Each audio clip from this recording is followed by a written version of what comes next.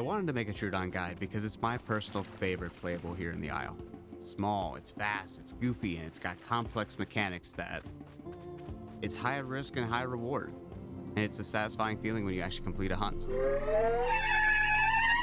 But I also want to include enough information for brand new beginners or even people who've played Troodon before and they struggled with it. I want to show what the hunts look like, when to pounce, when not to pounce, how to coordinate with your packmates, and also some other small tips and tricks that I've picked up in my 1,000+ hours of just having the Isle.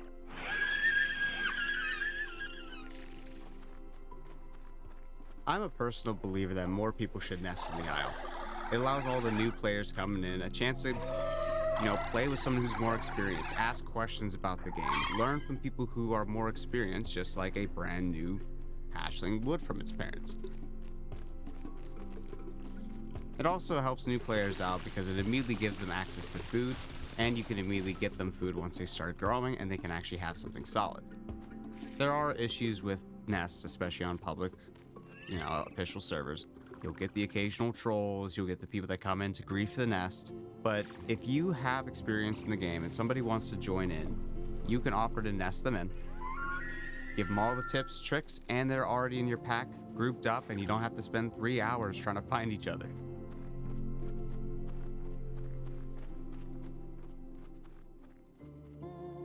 Now the attacks are exact same moveset as the Raptor. You have your alt bite, which is a bit of a dash, regular little quick bite, and then you have your pounce. Now where the pounce differs on Troodon to the Raptor is you don't have like an additional damage pounce or an additional bleed pounce, and you do no additional damage by just staying on the target. You want to pounce, do the bite, and then you can immediately latch off.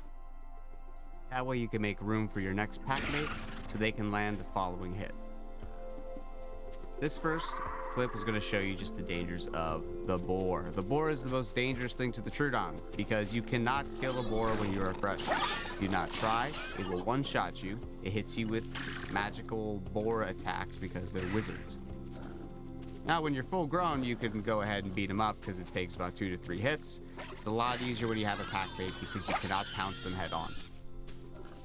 Otherwise, the only AI you're going to be able to hunt as a fresh spawn are the piskies or the tacos. You'll find those on the beaches, some coastal areas, and then also goats. Don't try to pounce them, just bite them to death. Your pounce does not do enough damage. The only damage you get is via Venom, which you get at around 50%. Now that might be changing on the Horde test server, but once those changes come in, I'll make another Troodon guide once those go live on the Evrima public servers. Now here, we have some Cerrados encroaching in our territory. This is just an example showing you that you can use the Troodon to harass as well as hunt. You don't have to kill everything that you attack. Cerrados are notorious for their bile. They bite you, you throw up. With the Troodon, however, they don't even have to bite you sometimes to make you throw up. Desync is a bit of an issue in the server, and that's why a lot of people hate playing things like the Raptor and the Troodon. Because often you'll feel like you died to something that was completely outside of your control. But are you really going to tell me that server issues only exist on the Isle to ruin player experiences? Come on. Anyways, the rest of this clip isn't really that entertaining. We just wanted to make sure that Cerrados left us alone because we had so many new people with us. Cerrados are very difficult to target as well if you're a relatively new Troodon player. I would recommend avoiding them until you either get some more hours in with Troodon or you start playing a little bit more Raptor. Once you have the pounce timing mechanics down, then you can start going after these bigger preys. The Troodon's not going to win every single fight that it picks. The sooner you accept that and stop taking hazardous fights, you'll start to actually get more time to practice on the Troodon. Remember, always yodel. Yodeling is the #1 pro tip to become good at Troodon. I promise you, the more you yodel, the better you do. Now, this is all good talk and all, but can you really take down something that's bigger than the Troodon? Is it actually viable in a group? Does the Venom actually do anything? I wanted to pick something nice and easy to show you guys what to do and how to do it. And you know, what's an easier target to teach new players on besides a full-grown Carno? All jokes aside, this is how I play the Troodon. This is how me and my friends play the Troodon. This is not how you have to play the Troodon. If you find a way or a method that's better than ours, go for it. But I want to give you our breakdown in terms of our tactics, how we move, and what roles each person has. Because myself and Seb, we tend to be the most aggressive players. So we are the designated finders and initiators. We'll go out and we'll try to draw, lure, or confuse the target initially to make the rest of the pack's job easier. They're also going to have a heavier role in the actual combat itself. I recommend making these players either the most skilled or the ones with the best ping and most consistent server performance. Then you're going to have your designated swaps. I recommend having people paired up. The reason why I pair them up is one person can keep an eye out for any additional danger, while the other person's on constant standby to swap places with the initiator or a chaser. Just because you're a juvenile or you've only just got Venom, it doesn't mean that you are useless in a fight. Still follow a target to make sure it can't get away. Tanuki and Sumdum did a great job doing that. When Seb was running out of stamina completely, he was the first to pull aside and get his full stamina back. Stamina management will make you tiers better than others, I promise you. Because you're going to see just how bad it is to fight without stamina, especially when you're fighting Troodons.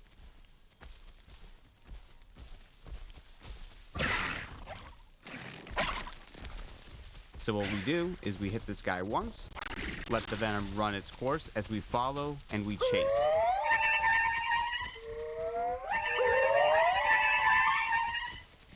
Grabbing footprints so it's easier to track in case we do break line of sight. Tanuki and Seb, they're going to be our chasers for this initial part of the hunt. Because we're not going to be able to just force the Carno to just stop. Carno's going to outrun us every day of the week. We have to outpace him. Venom has a stamina penalty that it applies on people. Not just because of its Venom-based mechanic, but over time with bleed. The lower your bleed is, the worse your stamina regen. Troodon thrives on low stamina and low bleed targets. So what we do is we keep 2 on at a minimum, and we allow people to swap out stamina as they need. The people who chase for the longest might not be the ones to ever actually participate into the fight, but their whole goal is to ensure that the rest of the pack can get there. Making noise, running around, trying to push them into either a corner or direct them into an open area, which is what we're doing here.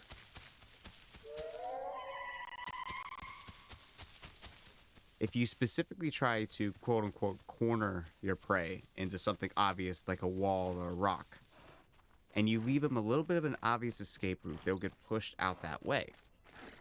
Since we're trying to lead them out into the open field where if we can get him out of stamina, we'll have the best opportunity. You can't use trees, bushes to knock us off or to obscure line of sight and prevent pounces.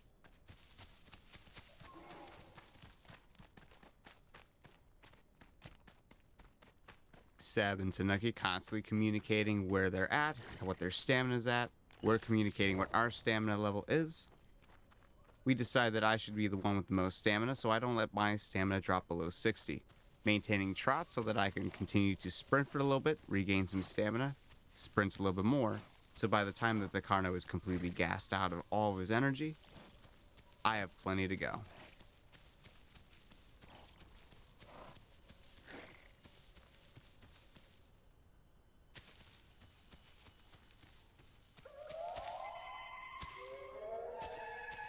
My pack begins to push the Carno away from the crest of the hill, back down into the lower levels.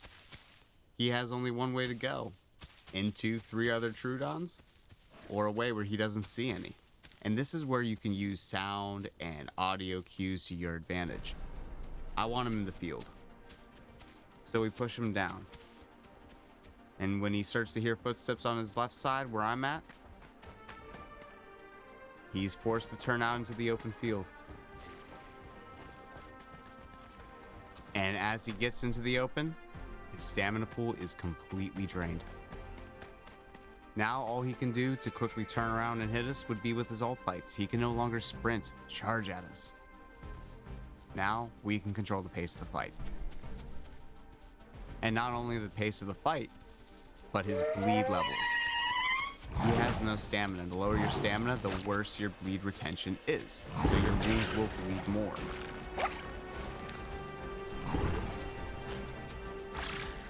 Working together to bait attacks, turn his head so that we can land bites. Slowly taking our time to get him into stage 3. Stage 3 is the most important stage. Because at stage 3, you have a full damage multiplier, increased bleed, and increased damage penalty cost. It also only will last for about 45 seconds. Unlike Dilo Venom, you cannot continuously extend its duration. You have to reset the stages. So take your time. Use this as an opportunity to bring the rest of your pack in for when stage 3 activates. What we're trying to do is make it focus on one target. In that case, that target is going to be me. I need to keep him looking at me, because it's going to keep my packmates safe. So that even when my teammate gets knocked off, because I'm on the other side, it lets him get away.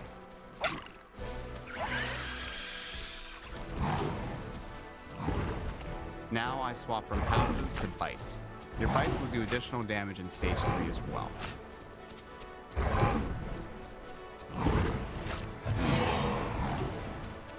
See him shake his head? That was the moment that made the card rage.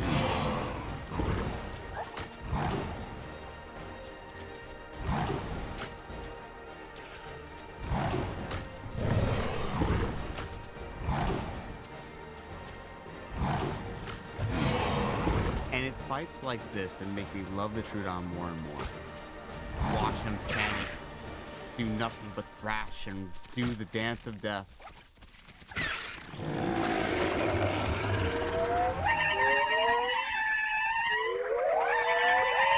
Don't leave just yet. I've got a couple clips of us hunting some packies as well. 2 different paced fights. This first one is incredibly high paced.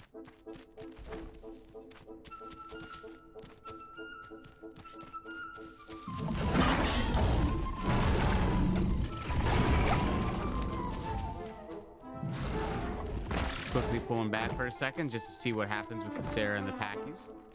We decide that we're going to beat up the winner. And in this poor Sarah's case, these packies took tactile endurance.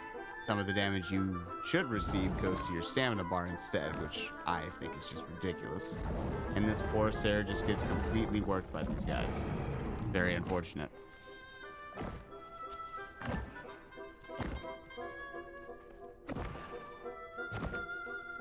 Once the Sarah has been made into a very nice pate, we decide to jump in on the fight as well.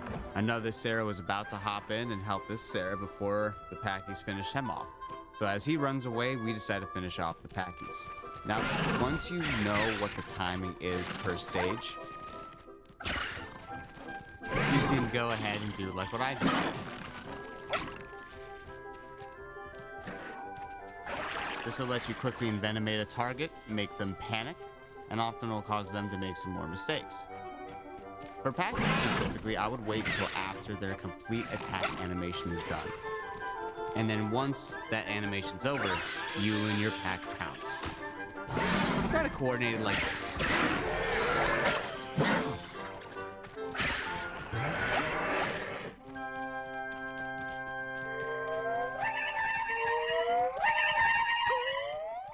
This next packy we found up in the little pond over in the volcano, and we chased him all the way down to Raptor Rock over here in North Lake.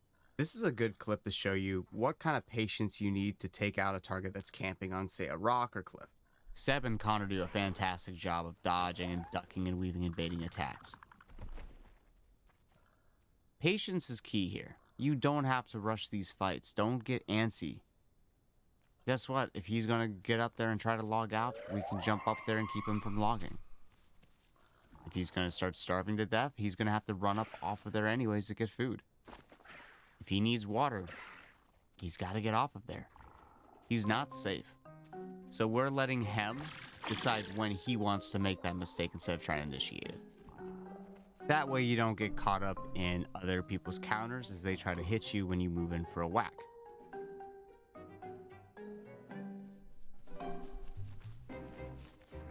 Using terrain around your target like this is a great way to start pressuring them and keeping them on their toes. The Troodon's incredibly mobile, just like the Packy is. Anything they can jump on, we can jump on as well. But because we're a little bit smaller and we can turn a little bit quicker, you can bait them off when they try to do their bonk attack. Now, if you're ever in a situation like this where you are pinning another Troodon in your pack, spam the space bar. You'll get up off the pin. It happens. It's not that big of a deal. Just quickly get off, latch, continue. The Packy tries to capitalize on us, resetting our group. Starts to panic more. Seb follows him up. Boar comes in to try to beat me. Don't know why. Don't know what I did. But boars are magical. But that time, I guess, is he rolled low on his attack. I don't know. So it's time for me to sit back and heal while the rest of the pack continues to drain this guy's stamina, bleed, and his sanity.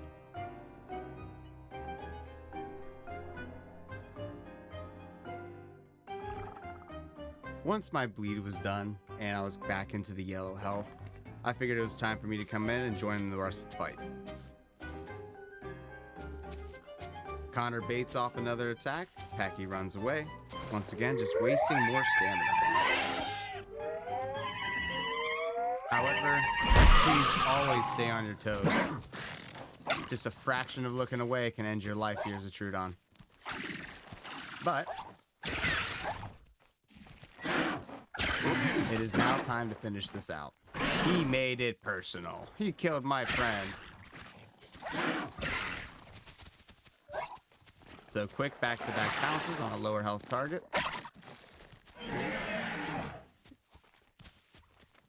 And he's out.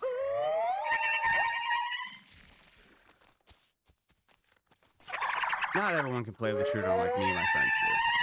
And that's totally fine. You're going to find your own set of mutations that work for you. You'll find your own tactics that work for you. My personal mutations that I like to run: reinforced tendons, because it does help on the pounce. No matter what people tell you, it will make your life better, trust me. I also like to get nocturnal. Because we do better at night, you might as well make yourself faster at night. For the third mutation, you can go quality of life one. I like to go reabsorption or hydrodynamic, just depending on what I'm trying to do. I would recommend not getting damage mutations like hemomania, hypermetabolic, accelerated prey drive, because those will only apply to your regular bites. Now, if you're going to do like what I did in the Carno fight and bite the target at stage 3, go for it. It's a lot riskier though than with pounces, and with pounces you can have multiple people attack from different sides without having to worry about hitting anybody. Find your playstyle, find the way you like to roll with the Troodon, and let me know if this video helps you out at all. I do plan on making more Troodon guides and videos, especially when the new Troodon comes out with the changes that are on the Horde test once they go live. And I'll be doing other guides in terms of different playables, as well as new player guides, intermediate guides, and quote-unquote expert guides, because I think I'm that guy, you know? Thank you so much for watching. If you like my stuff, you know what to do. Have a good one. I'll see you in the next one. Stay trashy.